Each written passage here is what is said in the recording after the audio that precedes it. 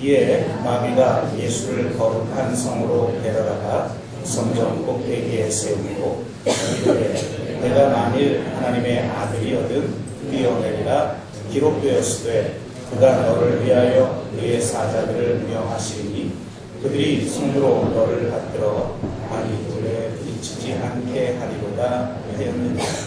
예수께서 이르시되 또 기록되었으되 주 너의 하나님을 시험하지 말라 하였느니라 하시니.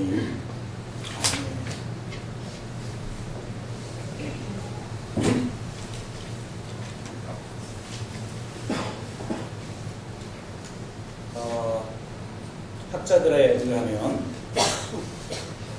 모든 종교에는 세 가지의 요소가 포함되어 있다고 말을 하는데요. 제도적 요소, 지성적 요소, 그리고 신비적 요소.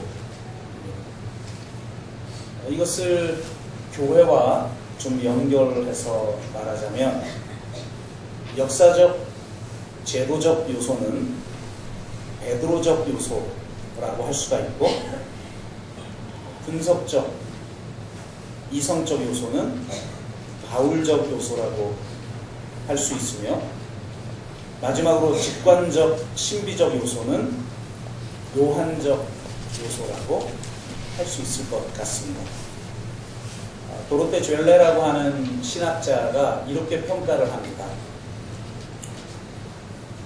가톨릭이 베드로적 요소가 강하다면 개신교가 바울적 요소가 강한 반면 현대교회는 요한의 신비적 요소를 많이 잃어버렸다고 지적을 합니다.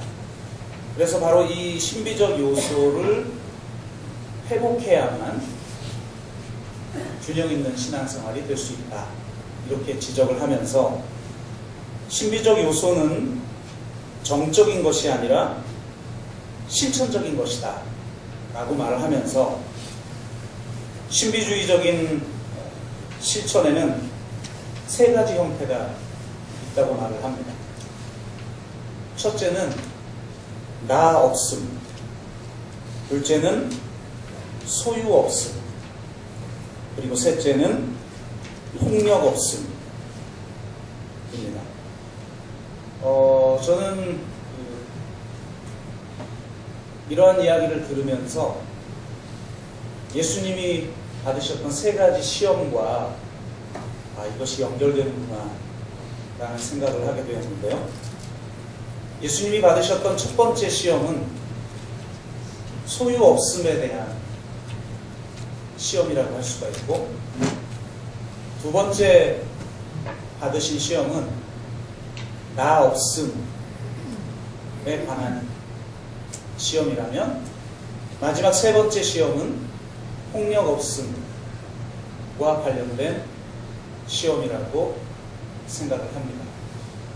그래서 오늘 우리는 본문 예수님이 받으셨던 세 가지 시험 중에 두 번째 시험과 관련하면서 이 나 없음이라고 하는 믿음의 세계에 대해서 함께 나누기를 원합니다. 끊임없이 우리를 유혹하는 사단의 유혹을 예수 그리스도께서 어떻게 이기셨는지를 바로 알물 통해서 우리도 너끈히 이기고 신앙의 본질을 회복하고 하나님의 놀라운 은혜를 회복하는 저와 여러분이 되시기를 주의 이름으로 축복합니다. 두 번째 시험의 현장은 성전입니다. 첫 번째 시험은 광야에서 배고픔으로 인해 시험을 받았죠. 돌을 빵이 되게 하라. 그런데 두 번째 시험은 성전에서 이루어집니다. 성전 꼭대기로 예수님을 이끌고 뛰어내려라 라고 말을 하죠.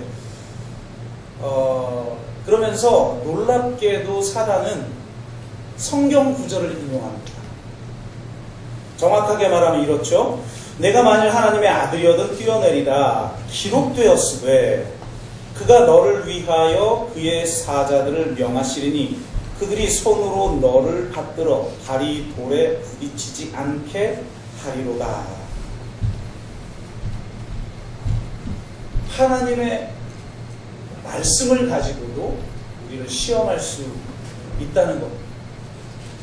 지난주에 말씀드린 것처럼 하나님의 말씀이 내 말씀이 되지 않거나 혹은 나의 유익과 나의 욕망을 채울 수 있는 성경 말씀만 붙들고 정말 신앙의 본질을 드러내주는 하나님의 말씀을 외면하게 될 땐 심지어는 하나님의 말씀도 우리에게 유혹이 될 수 있다는 사실을 우리가 깨닫는 것이 굉장히 중요하죠. 그래서 오늘은 이 사단의 유혹을 통해서 역설적으로 신앙의 본질은 무엇인가를 한번 우리가 확인하는 그런 시간이 되었으면 좋겠어요. 저는 신앙의 본질을 오늘 두 번째 시험과 관련하여서 세 가지를 말씀을 드리겠는데요. 첫째는 까닭 없는 믿음이고요. 둘째는 나 없음의 믿음이고요. 셋째는 십자가를 사는 믿음입니다. 먼저 첫 번째 거를 같이 나누기를 원하는데요. 사단이 인용한 성경 구절이 시편 91편이에요. 시편 91편은 90편부터 시작되는 모세의 기도 중 하나예요. 그러니까 이스라엘이 광야 생활에 있을 때 그 광야 한가운데에서 모세가 노래한 대목인 거죠. 참 절묘하죠? 광야에서 노래한 기도를 성전에서 인용하고 있다는 거예요. 삶의 자리가 달라지면 하나님의 말씀은 완전히 달라질 수가 있습니다. 우리가 광야를 잃어버리고 나에게 안전함을 보장해주는 성전에 있을 때 광야에서의 기도가 도리어 유혹이 될 수 있다는 걸 성경은 보여주고 있는 것이죠. 그럼 어떤 유혹인가? 저는 이 유혹의 본질은 결국 구약의 욥기를 통해서 알 수가 있다고 생각을 합니다. 예수님이 이 지금 두 번째 유혹을 받으실 때 받은 유혹은 결국 하나님이 욥을 칭찬할 때 사단이 욥에 대해서 문제 제기를 한 바로 그 내용을 동일하게 겪고 계시는 거예요. 사단이 하나님께 뭐라고 항변합니까? 정확하게 이런 구절이죠. 욥이 어찌 까닭없이 하나님을 섬기겠습니까? 그러니까 한마디로 말해서 사단은 신앙의 본질이라는 거, 이것에 대해서 우리를 고민하지 못하도록 만들고 피상적으로 사람들이 흔히 생각할 수 있는 그런 영적 삶을 우리로 살게 해요. 여러분, 사단은 우리가 신앙생활을 아예 못하게 하는 그런 유혹도 하지만, 그런 방해도 하지만, 사단에게 있어서 가장 강력한 유혹은 신앙생활을 하지 못하게 하는 게 아니에요. 신앙생활을 하되 지금 이 사단이 문제제기하고 있는 그런 신앙생활을 하라는 거예요. 까닭없이 신앙생활을 하겠습니까? 까닭없이 하나님을 사랑하겠습니까? 까닭없이 하나님을 경외하겠습니까? 신앙이란 결국 보상을 바라는 것 아니겠냐고 문제제기를 하는 거죠. 권력과 소유가 충족되어지고 빵과 안전함이 제공되어지는 등 갖가지 유익이 우리에게 있기 때문에 우리가 하나님을 섬기는 것 아니겠느냐 라고 사단은 말하는 거예요. 다른 말로 말하면 그런 신앙생활을 하라는 거예요. 우리 보고. 외적인 조건이 신앙의 이유가 되고 목적이 되는 신앙을 말하는 것이죠. 제가 이번 주에 필그림 하우스를 다녀오면서 기도도 하고 책도 많이 읽었는데요. 읽었던 내용 중에 좀 감명 깊었던 내용 중 하나는 마이스터 에카르트라고 하는 사람의 글이었는데요. 그는 지금 사단이 예수 그리스도께 문제 제기하고 있는 것, 시험하고 있는 것, 그리고 욥기에서 하나님께 욥의 신앙에 대해서 항변하고 있는, 바로 그것을 한마디로 이렇게 표현을 합니다. 상거래 정신이다. 상거래 정신은 내가 얻기 위해 준다는 뜻이죠. give and take예요. 보상을 받기 위해 내가 무언가 약속한다는 것을 의미하는 것이죠. 나의 목적을 성취하기 위해 상대를 대상화하는 그런 정신이라고 할 수가 있겠습니다. 이스라엘의 신앙이 그렇게 타락했다는 거예요.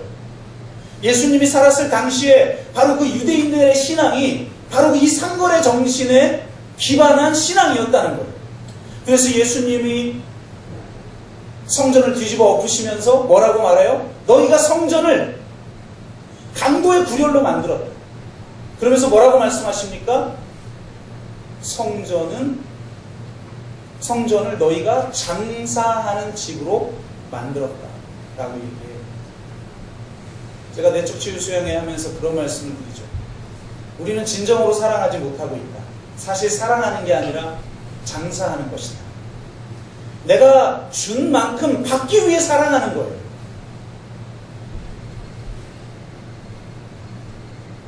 그러니까 결국 유대인들의 이 율법적 사고의 핵심 안에 이 상거래 정신이 들어있다는 거죠.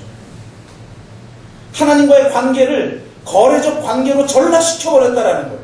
거래적 관계는 아무리 미화해도 사랑의 정신이 아니죠. 사랑의 정신은 무상의 관계예요.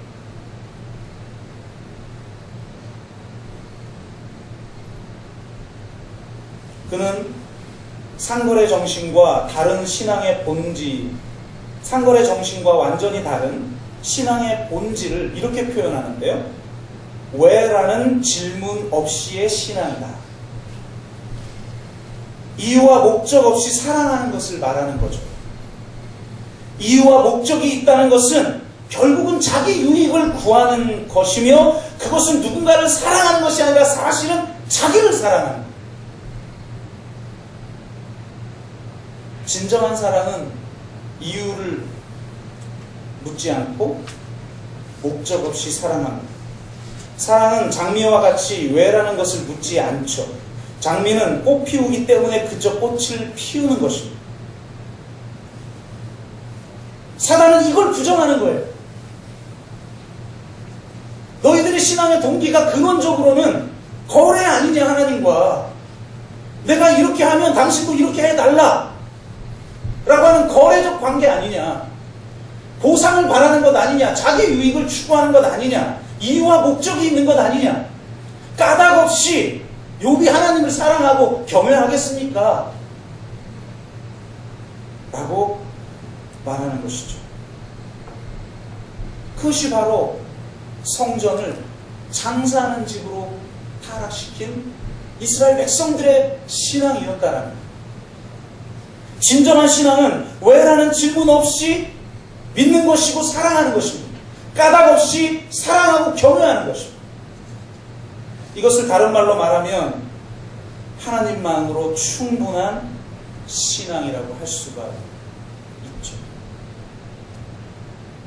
처음에는 신앙의 시작을 자기의 유익을 추구하는 신앙, 거래적 관계를 추구하는 신앙으로 시작할 수가 있어요. 그럼에도 불구하고 신앙의 본질이 무엇이냐 라고 묻는다면 그것은 이유와 목적 없이 사랑하는 거예요. 이는 내 사랑하는 자여 내 기뻐하는 자라고 하시는 하나님의 사랑과 기쁨 안에서 그저 당신만으로 충분합니다 라고 고백하게 되는 신앙이라는 것이죠. 이 신앙에서 우리가 거래적 신앙으로 상거래 정신이 담겨진 그런 신앙생활을 할 때 우리는 결국 사단의 유혹에 넘어가게 되는 거라. 어떤 신비주의자가 한 손에는 횃불을 들고 다른 손에는 물 양동이를 들고 가더래요. 우리 구약 성경의 예언서를 읽어보면 예언자들이 하는 행동들하고 거의 비슷하죠. 왜 그러느냐 라고 물으니까 이렇게 대답을 했다고 합니다. 저는 천국에 불을 지피려 하고 물은 지옥에 부으려고 합니다. 지옥에 대한 두려움이나 낙원에 대한 희망이 아니라 오직 하나님을 사랑하고 열망하기 때문에, 지옥에 대한 두려움 때문에, 낙원에 대한 희망 때문에 하나님을 사랑한다면 그건 이미 이유와 목적이 있는 거예요. 그건 이미 거래적 관계라는 거예요. 그냥 그분을 사랑하기 때문에 사랑하는 거예요. 그분만으로 그저 충분한 거예요. 그것이 진정한 신앙이라는 거예요. 그러면서 그는 이렇게 기도합니다. 제가 하나님 당신을 지옥에 대한 두려움 때문에 경배한다면 저를 지옥 가운데에서 불태워 주십시오. 제가 당신을 낙원에 대한 희망 때문에 경배한다면 저를 낙원에서 제외시켜 주십시오. 그러나 제가 당신 그 자체 때문에 경배한다면 당신의 영원한 아름다움을 제게 감추지 말아 주십시오. 저는 당신만으로 충분합니다. 이것이 신앙의 본질이라. 사단은 당신만으로 충분한 그 사랑이 너무 크기 때문에, 그건 도대체 비교할 수 없는 은혜로 우리에게 주어진 그 사랑이기 때문에 당신만으로 충분합니다라고 고백할 수밖에 없는 그런 신앙이 신앙의 본질이라는 거예요. 그런데 사단은 끊임없이 우리로 말미암아 이유와 목적을 갖게 만들어서 까닭 없이는 하나님을 사랑하고 경외하지 못하도록 만드는 것, 이것이 사단의 유혹이라는 것입니다. 둘째는 나 없음의 믿음에 대한 것인데요, 참 놀랍게도 첫 번째 유혹과 두 번째 유혹에 동일하게 들어가는 게 있어요. 네가 하나님의 아들이어도 이란, 한마디로 자기 입증하라는 거예요. 우리가 예수님이 세례받은 사건에 대해서 말씀을 나누면서 사람이 만족하지 못하는 이유, 자기 입증을 위해서 살아가는 것이다. 신앙이란 자기 입증이 필요 없는 세계를 우리에게 선물로 주시는 것이다. 이는 내 사랑하는 자여 내 기뻐하는 자라는 그 복음의 소리를 듣게 하는 것이다 라는 말씀을 드렸는데요, 지금 사단은 우리로 하여금 다시 자기 입증의 세계로 끌어내리고 있는 거예요.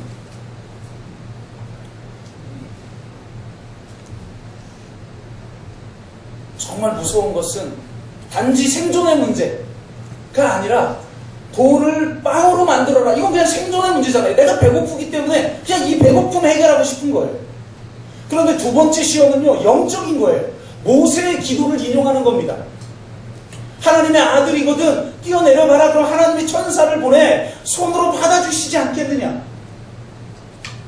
이 놀라운 영적 체험을 통해서 네가 하나님의 아들임을 입증해봐라 라고 하는 거예요. 그게 아무리 아름답고 그게 아무리 영적인 것이라 할지라도 자기 입증의 세계로 나아가는 것은 신앙의 본질이 아니라는 거죠. 우리는 자기 입증을 위해 더 빨리, 더 높이, 더 많이, 더 멀리를 추구하게 됩니다. 요즘 식으로 말하면 한마디로 성공을 추구하게 만들죠.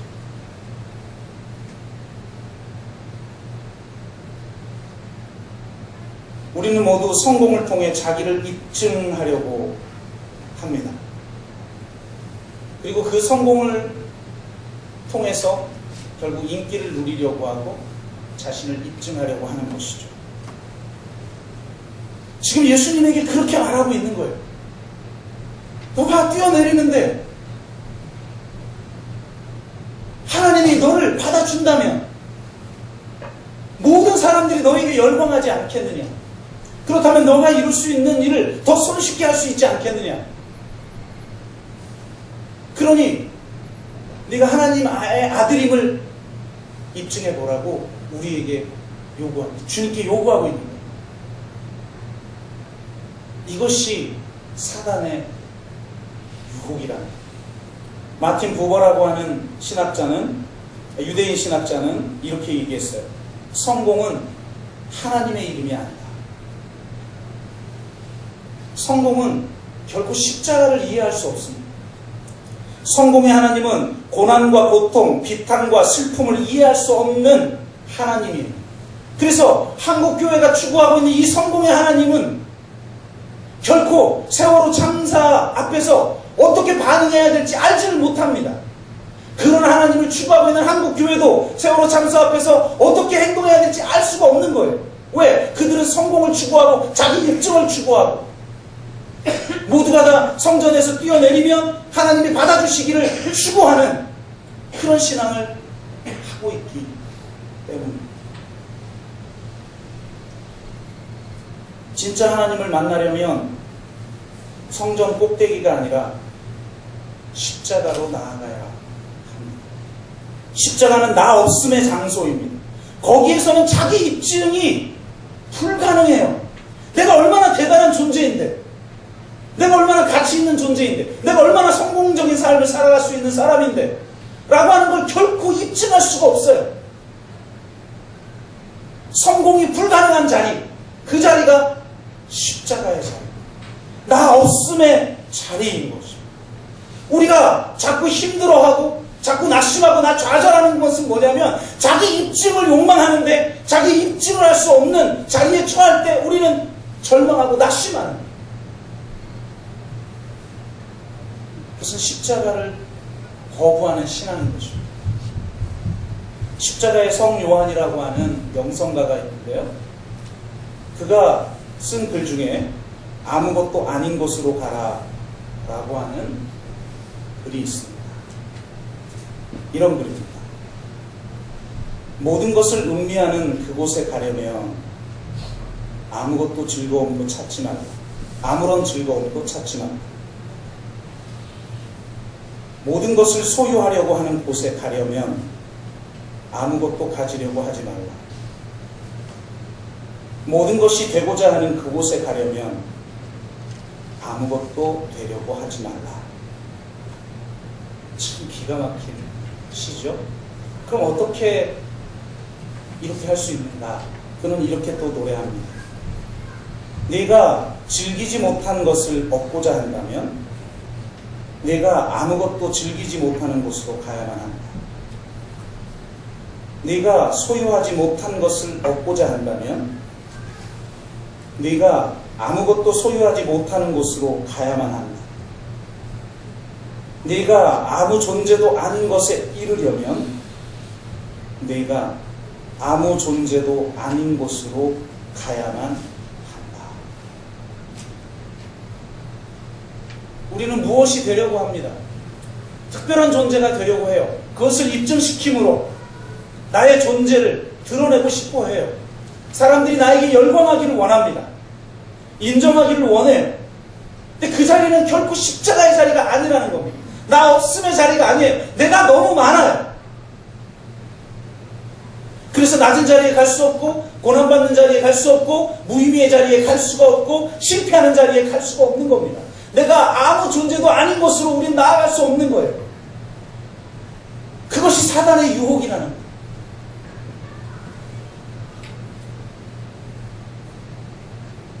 그런데 역설적으로 그렇기 때문에 행복하지 않은 것이고, 그렇기 때문에 부활의 영광이 나타나지 않는 것이고, 그렇기 때문에 하나님의 나라가 우리 가운데 이루어지지 않는 것이라고 말하는 것입니다. 예수님은 지금 이 유혹을 받고 계시는 것이고 이기셨습니다. 진정한 믿음은 나 없음의 믿음입니다. 자기 입증이 필요하지 않은, 그래서 내가 아무것도 아무 존재도 아닌 곳으로 나아갈 수 있는, 그것이 진정한 신앙이죠. 세 번째는 십자가를 사는 믿음인데요. 마태복음을 읽어보면 네가 하나님의 아들이거든 이라고 하는 구절이 예수님이 시험받는 장면 외에 딱 한 군데에서 더 나옵니다. 마태복음 27장 40절인데요. 예수님이 십자가에 달려있는데 사람들이 조롱해요. 종교 지도자들이, 대제사장들이, 한마디로 종교적으로 성공한 사람들이, 기득권자들이 예수님을 조롱하면서 이렇게 말합니다. 성전을 헐고, 성전이 나오죠. 놀랍게 예수님의 시험도 지금 두 번째 시험도 성전에서 이루어지잖아요. 성전을 헐고 사흘에 짓는 자여, 내가 만일 하나님의 아들이어든, 동일한 구절이 나옵니다. 자기를 구원하고 십자가에서 내려오라. 성전 꼭대기에서 내려오라는 말은 십자가에서 내려오라는 말이에요. 십자가를 굳이 질 필요가 있느냐?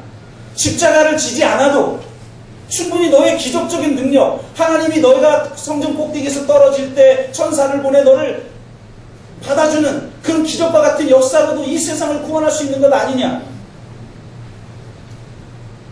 그러니 자기를 구원하고 십자가에서 내려오라라고 말을 해요. 우리는 나를 구원하기 위해서 신앙생활을 합니다. 결코 십자가를 지려 하지 않습니다.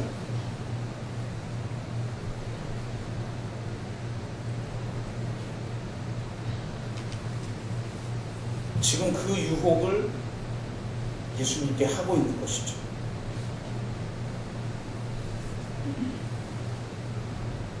하나님의 구원이 십자가를 지지 않는 삶을 통해서도 가능하다라는 것. 부활의 영광이 십자가를 지지 않고도 경험되었을 수 있는 것이라는 유혹. 단지 생존의 문제가 아니라 심지어는 영적인 차원에서조차도 우리는 철저히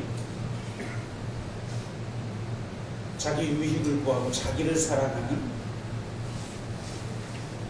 그런 삶을 살아갈 수 있기에 이 유혹은 너무나 치명적인 것입니다. 이 유혹 앞에서 사도 바울은 단호하게 외쳤습니다. 내가 날마다 죽노라. 내가 그리스도의 고난을 내 육체에 채우노라. 내가 부활의 영광을 얻기 위하여 내가 십자가의 고난 가운데 처하노라. 자기를 부인하고 자기 십자가를 지고 내가 주님을 따르노라. 나의 구원을 위해서 살아가는 삶이 아니라 그저 사랑하고 그저 그 사랑하는 대상을 위해서 자신을 내어주는 삶을 살겠다고 말한 사람들이 바로 기독교입니다. 어떻게 저 유대 땅 변방에 갈릴리 땅에서 시작되어진 소종파 운동이 어떻게 그 거대한 로마 제국을 신앙으로 정복할 수 있었는가? 그들에게는 하나님만으로 충분한 신앙이 있었기 때문에 그들에게는 자기 입증이 필요 없는 나 없음에 선물을 누렸기 때문입니다.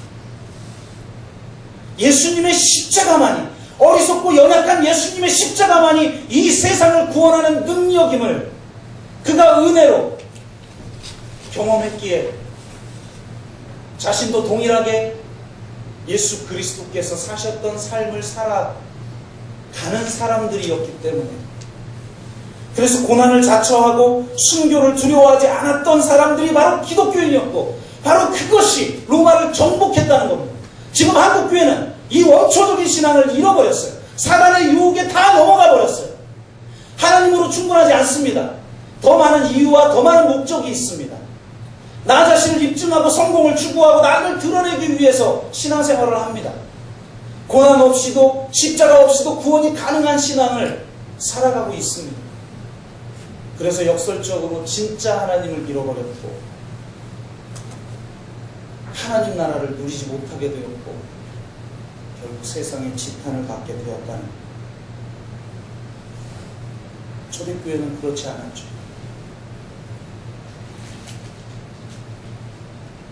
초대 교부 중에 크리스토스톰이라고 하는 분이 계신데 이분이 황제 앞에 끌려갔어요. 왜 너는 나를 숭배하라는 명령을 거부하느냐? 나에게는 진짜 왕이 있기 때문입니다. 그래서 나는 두 왕을 섬길 수 없습니다. 그랬더니 화가 난 황제가 저 인간을 독방에 쳐넣어라. 그랬더니 신하가 말리더래요. 말리면서 이렇게 얘기합니다. 황제시여 고정하소서. 예수쟁이들은 혼자 있는 것을 얼마나 좋아하는 줄 모릅니다. 혼자 있는 동안 하나님과 깊이 교제한다고 하기 때문에 독방에 가두는 건 도리어 저들에게 유익을 주는 것입니다. 그래? 그렇다면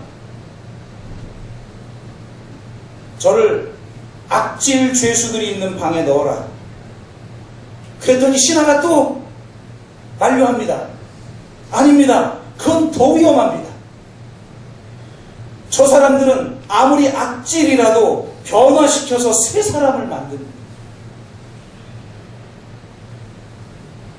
도리어 기독교인들이 더 늘어나게 될 것입니다.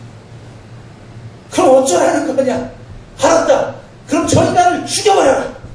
목을 쳐라. 그러니까 이 신하가 더 강력하게 만류하면서 이렇게 말합니다. 아닙니다, 폐하. 그리스도인들은 순교당하는 것을 가장 큰 영광으로 여깁니다. 처형이야말로 그에게 제일 좋은 것을 안겨주는 것입니다.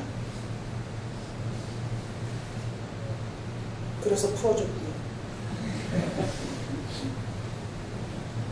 이게 기독교인이었다는 거예요.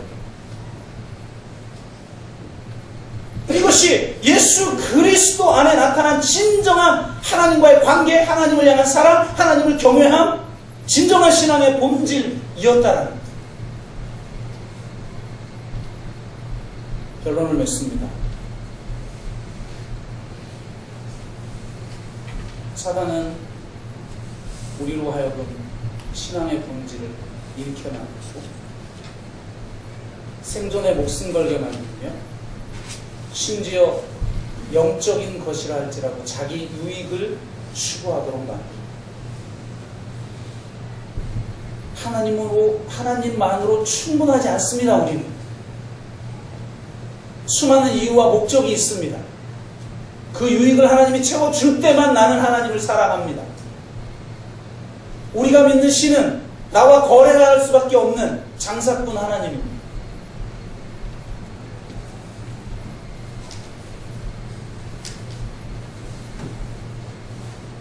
나 자신을 입증시키고 나를 성공시키기 위해서 필요한 신인 것이죠. 그리고 결국 고난의 길을 가게 하지를 않습니다. 그리고 그 고난 안에 담겨진 진정한 하나님의 영광, 그 진짜 살아계신 하나님의 영광,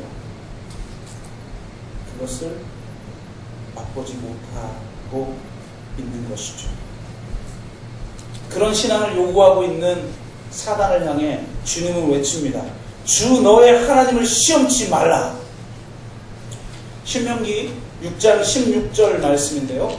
첫 번째 시험에 대해서도 말씀드렸지만 신명기에 있는 말씀을 가지고 예수님은 사단의 시험을 이기시는데 놀랍게도 그 본문 전체를 인용하지 않아요.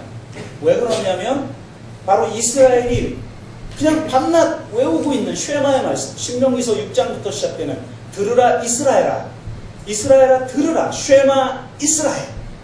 이 쉐마의 말씀, 그냥 뭐 다 어렸을 때부터 달달달 외우고 있는 말씀이기 때문에 이렇게 짤막하게 말해도 이게 무슨 말인지 알아요. 신명기 6장에 있는 말씀은 이와 같아요.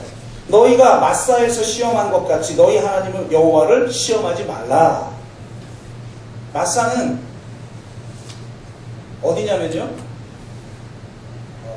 만나 사건이 있은 바로 다음에 나오는 르비딤이라고 하는 곳이에요. 먹을 건 있는데 마실 물이 없는 거예요. 그러니까 이들이 또 하나님을 원망해. 그 원망한 사건. 그래서 우리를 이곳까지 와서 우리를 죽이려고 하느냐 라면서 모세와 다퉜던 바로 그 사건을 성경은 이렇게 해석해요. 출애굽기 17장에 보니까 7절에 그가 그곳 이름을 마사 또는 무리바라 불렀으니 이는 이스라엘 자손이 다투었으며 또는 그들이 여호와를 시험하여 이르기를 여호와께서 우리 중에 계신가 아니 계신가 하였음이더라. 내가 원망한 곳, 내가 만약 당신의 자녀거든, 내가 성전 꼭대기에서 뛰어내릴 때 나를 받으소서. 근데 내가 성전 꼭대기에서 뛰어내리는 것 같은데 나를 받아주지 않는 것 같은 그런 삶의 환경이 있을 때마다 우리는 하나님께 원망하고 하나님 앞에 불평하죠. 왜 그렇습니까? 우리가 지금 사단이 요구하고 있는 그런 신앙을 가졌기 때문입니다. 그런데 놀랍게 그거를 지금 성경은 뭐라고 말하냐면 그런 말 한마디도 한 적이 없는데 하나님이 계신가 아니 계신가 보자 라는 걸 시험한 거라. 우리가 하나님만으로 충분한 신앙인이 아닐 때, 우리가 나 자신을 입증하기 위한 자기 성공과 자기 유익을 추구할 때, 우리가 십자가 없이 그저 영광을 추구하고 그저 편안한 길을 나아가려고 할 때, 그때 경험한 하나님은 있나 없나라고 시험하는 수준에서의 하나님이다. 무서운 일이죠.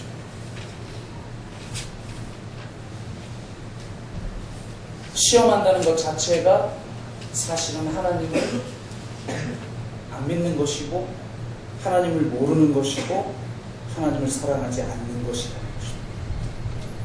그래서 자기 입증이 필요 없는 세계 안에서 주님은 외친 거예요. 주 너의 하나님을 시험하지 말라.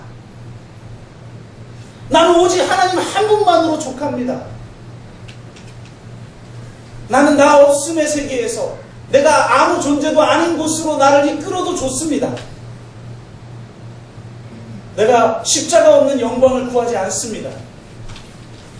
나를 어느 곳에 있게 하시든 나를 십자가로 이끄시든 나는 오직 하나님 한 분만을 100% 신뢰하며 나아갑니다. 이것이 여호와 하나님을 시험하지 않는 신앙인 것입니다. 하나님이 우리에게 선물로 주시는 사랑, 선물로 주시는 소망, 선물로 주시는 믿음은 바로 이런 것. 예수님이 십자가에서 죽으시면서까지 우리에게 주신 이 놀라운 영적인 선물을 놓치지 않고 온전하게 누리며 온전하게 살아내며 온전하게 증거하며 살아가는 저와 여러분 되시기를 주의 이름으로 축복합니다. 기도하겠습니다.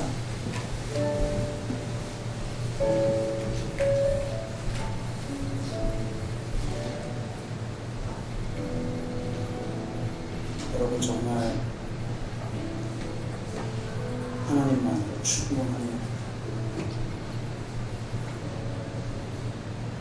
이유와 목적 없이 사랑합니다. 까닭 없이 하나님을 경외합니다. 왜라는 질문 없이 사랑하십니다. 그분의 사랑이 너무 커서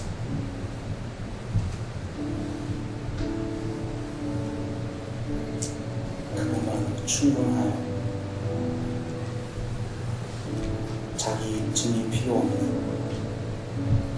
성공하지 않았죠.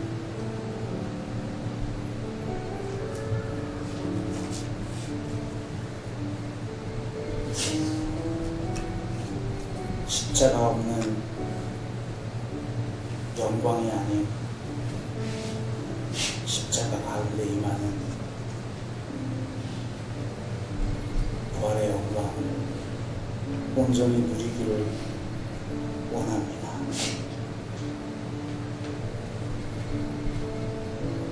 그렇게 우리 자신을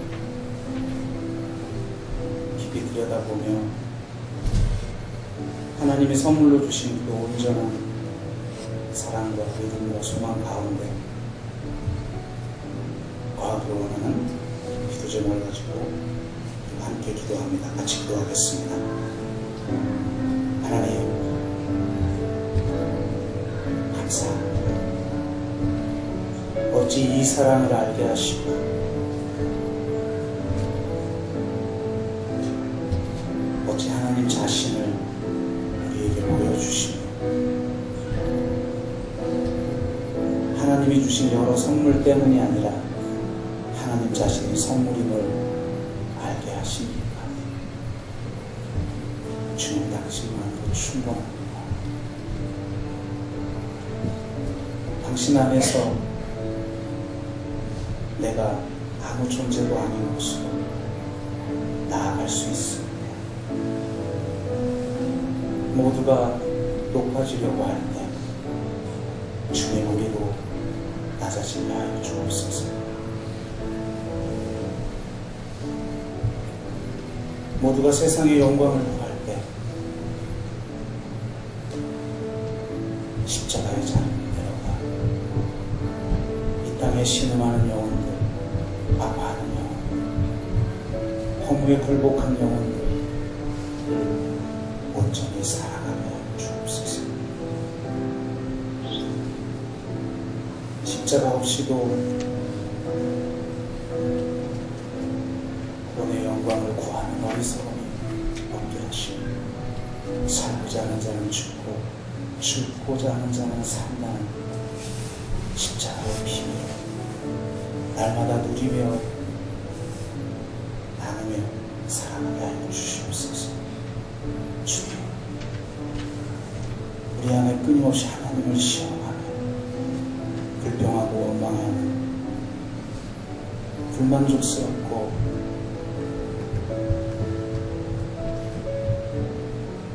끊임없이 다시만 그런 모든 마음들을 오늘 십자가에 못 박고 나아갑니다. 비교할 수 없는 우리가 동시에 헤아릴 수 없는 그 놀라운 사랑 안에 머물기를 원하는 주여 임재하여 주셔서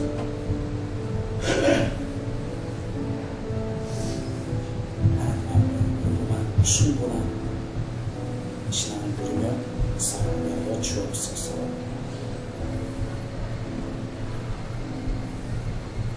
그 은혜를 우리에게 허락하신 주님께 감사드리며 예수 그리스도의 이름으로 기도드리옵나이다. 아멘.